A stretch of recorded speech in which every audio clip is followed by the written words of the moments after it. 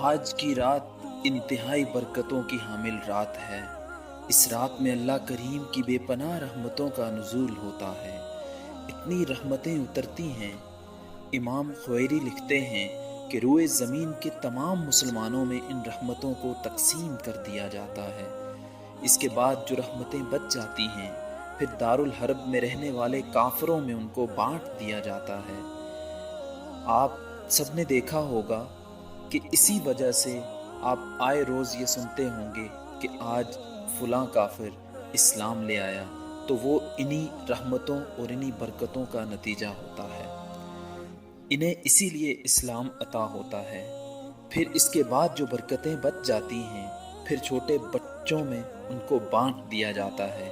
نبی کریم نور مجسم شفیع معظم احمد مجتبیٰ حبیب کبریا حضرت محمد مصطفیٰ صلی اللہ علیہ وآلہ وسلم نے اللہ کریم کی بارگاہ میں یہ عرض کی تھی کہ مالک، تیری طرف سے جو سلامتیاں اترتی ہیں وہ میں اپنی امت تک پہنچاتا ہوں، میرے جانے کے بعد یہ سلامتیاں کون پہنچائے گا؟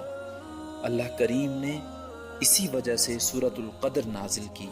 فرمایا، اے میرے محبوب، تم فکر نہ کرو، فرشتوں کی ڈیوٹیاں لگا دی گئی ہیں، وہ قیامت تک سلامتی پہنچاتے رہیں گے۔ اس رات کے جھرمٹ میں بے پناہ برکتیں ہیں، بے پناہ رحمتیں ہیں۔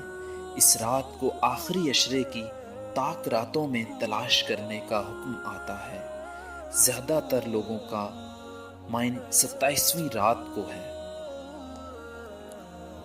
صرف 4 لوگ اس رات میں بھی محروم رہتے ہیں، ان کو اللہ تعالیٰ کی بے پناہ رحمتیں، بے پناہ برکتیں نصیب نہیں ہوتی۔ نمبر 1 ہے عادی شرابی، جو شراب پینے کا عادی ہو، اور اس کے بعد نمبر 2 ہے والدین کا نافرمان۔ جو والدین کا نافرمان ہوتا ہے وہ ان برکتوں سے مایوس رہتا ہے۔ اور اس کے بعد خون کے رشتوں کو توڑنے والا، جو سخت دشمن ہوتا ہے، خون کے رشتوں کو جب وہ توڑتا ہے تو اس کے بعد وہ ان رحمتوں سے مایوس ہو جاتا ہے۔ اس کے بعد سخت دشمن، جو 3 دن سے زیادہ کسی سے ناراض رہے۔ لیکن اگر یہ لوگ بھی اللہ تعالیٰ کی بارگاہ میں توبہ کر لیں تو اللہ تعالیٰ ان کو معاف کرنے والا ہے۔ شاعر کیا خوب فرماتا ہے، ہم تو مائل بکرم ہیں کوئی سائل ہی نہیں، ہم تو مائل بکرم ہیں کوئی سائل ہی نہیں، راہ دکھلائیں کسے کوئی راہ روے منزل ہی نہیں۔ حضرت ابو الحسن ایک بزرگ تھے، آپ فرمایا کرتے تھے کہ جب سے میں نے ہوش سنبھالا ہے تب سے اب تک ہر سال میں شب قدر کو پاتا ہوں، اور میرا تجربہ یہ ہے کہ اگر پہلا روزہ پیر کا ہو تو شب قدر 21 رمضان کی ہوتی ہے، اگر پہلا روزہ جمعرات کا ہو تو شب قدر 25 رمضان کو ہوتی ہے، اور اگر پہلا روزہ جمعے یا منگل کا ہو تو شب قدر 27 رمضان کو ہوتی ہے، اگر پہلا روزہ اتوار یا بدھ کا ہو تو شب قدر 29 رمضان المبارک کو ہوتی ہے۔ اگر ہم ان کے تجربے کو بھی سامنے رکھیں تو اس بار بھی آپ نے دیکھا ہے پہلا روزہ جمعے کا تھا، تو آج کی رات اپنے دامن میں بے پناہ رحمتیں، بے پناہ برکتیں سمیٹے ہوئے ہے۔ یہی لیلۃ القدر ہے۔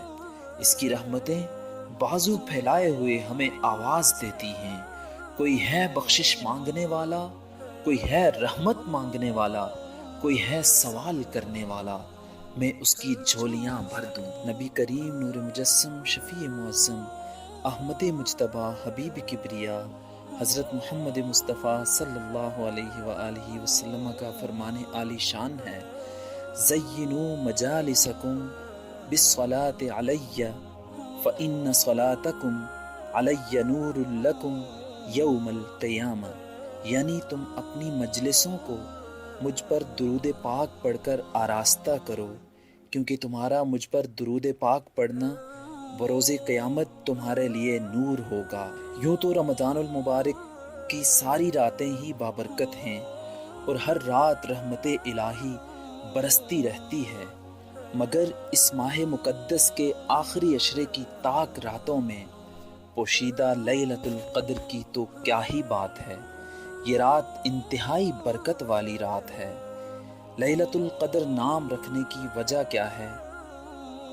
لیلۃ القدر نام رکھنے کی وجہ یہ ہے کہ اس میں سال بھر کے احکامات نافذ کیے جاتے ہیں اور فرشتوں کو سال بھر کے کاموں اور خدمت پر مامور کیا جاتا ہے، اور یہ بھی کہا گیا ہے کہ اس رات کی دیگر راتوں پر شرافت و قدر کے باعث اس کو لیلۃ القدر کا نام دیا گیا ہے۔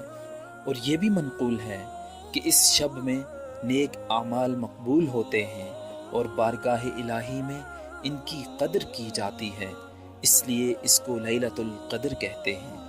اس رات کے بے شمار فضائل و برکات ہیں۔ حضرت سیدنا ابو ہریرہ رضی اللہ تعالیٰ عنہ روایت کرتے ہیں کہ حضور نبی کریم صلی اللہ علیہ وآلہ وسلم نے ارشاد فرمایا، من قام لیلۃ القدر ایمانا و احتسابا غفر له ما تقدم من ذنبہ، یعنی جو شب قدر میں ایمان و اخلاص کے ساتھ رات کو عبادت کرے، اس کے تمام سابقہ گناہ بخش دیے جاتے ہیں۔ حاضرین و ناظرین، اس شب قدر میں کون سے نوافل پڑھے جاتے ہیں ان کے بارے میں بھی ہم آپ کو بتانا چاہیں گے۔ ہو سکے تو اس بابرکت رات کو پانے کے لیے بالخصوص ماہ رمضان کے آخری عشرے کی تاک راتوں کو جاگ کر رب کریم کی عبادت کیجیے، کیونکہ یہ بھلائیوں والی رات ہے، یہ رحمتوں والی رات ہے، یہ دعاؤں کی قبولیت کی رات ہے، یہ بخشش کی رات ہے۔ اسی وجہ سے تو ہمارے پیارے آقا صلی اللہ علیہ وآلہ وسلم اس رات کو پانے کے لیے آخری 10 دنوں میں خوب عبادت کیا کرتے تھے۔ مولائے کائنات امیر المؤمنین حضرت سیدنا علی المرتضیٰ شیر خدا کرم اللہ وجہہ الکریم سے روایت ہے، جو شخص رمضان المبارک کی 27ویں شب 2 رکعت نماز اس طرح ادا کرے کہ اس کی ہر رکعت میں سورہ فاتحہ کے بعد سورہ قدر 1 بار اور سورہ اخلاص 100 بار پڑھے، اور جب نماز سے فارغ ہو جائے تو پھر 100 بار درود پاک پڑھے، تو اس شخص کو بے شمار اجر و ثواب حاصل ہوگا۔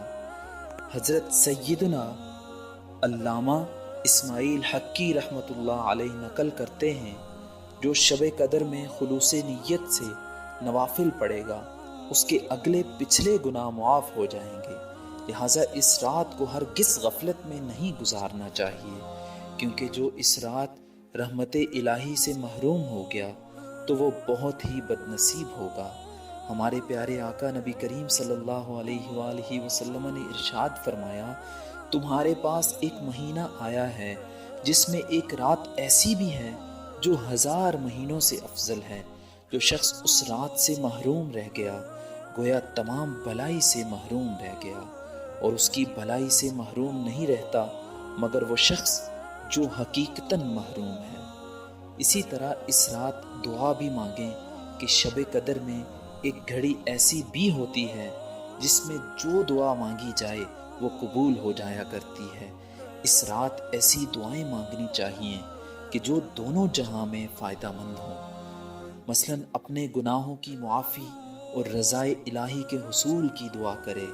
اس رات میں دعا مانگنے کی ترغیب ہمارے آقا صلی اللہ علیہ وآلہ وسلم نے بھی ارشاد فرمائی ہے۔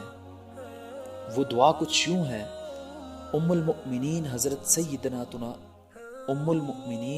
حضرت سیدتنا عائشہ صدیقہ رضی اللہ عنہا روایت فرماتی ہیں، میں نے آقا کریم صلی اللہ علیہ وآلہ وسلم کی بارگاہ میں عرض کی، یا رسول اللہ صلی اللہ علیہ وآلہ وسلم، اگر مجھے شب قدر کا علم ہو جائے تو میں کیا پڑھوں؟